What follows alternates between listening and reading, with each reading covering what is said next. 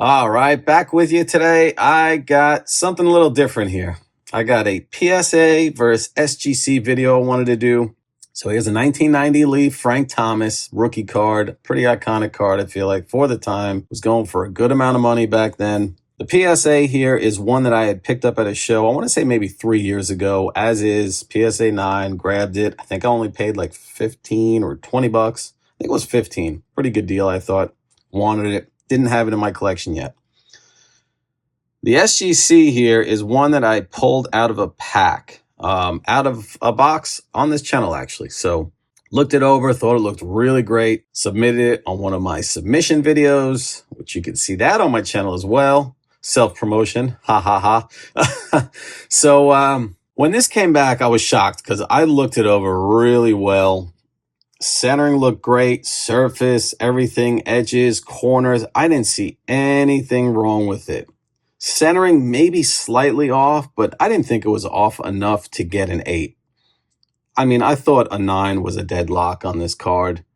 The back, centering looked good. Did not see anything wrong again with it.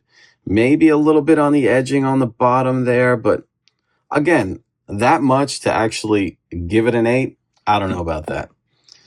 The 9, now, when I bought it at the time, it was kind of before you were really, you hear the whole buy the card, not the grade. Well, back then I didn't really think about it. But after further inspection of this 9, this corner right here is pretty bum. You could actually see how it's got a little fuzz to it. And if you flip it around, you'll really see where it's dinged and messed up.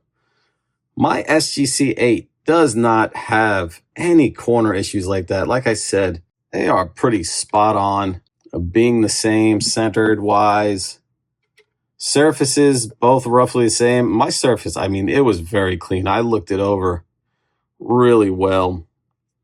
So that one bum corner there, how did that get a 9? So then I started doing some research into this.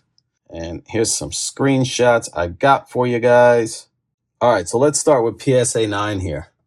Those were 10s, so let me scroll down here. Okay, so here's one, bids 30, another bids with 28. No, autograph. Here's another one, 27.50. There's another one, 26. So the basic average for a PSA 9 is 26 to 30 bucks, let's say. Now let's check out the SGC 9s. All right, we got 26. Here's best offer accepted, $35.99. Here's another one, best offer accepted, 25. And if you scroll down, you see like 27, but now back in May, it was 11 and then 16. So we are going to call SGC an average of 18 to 27, right? So not too far off PSA SGC value-wise. So we have, here's one with bids, 10 bucks. Another one, 7. Another one, 16. 17. And then there's a couple of buy it nows, 24, 25, 20.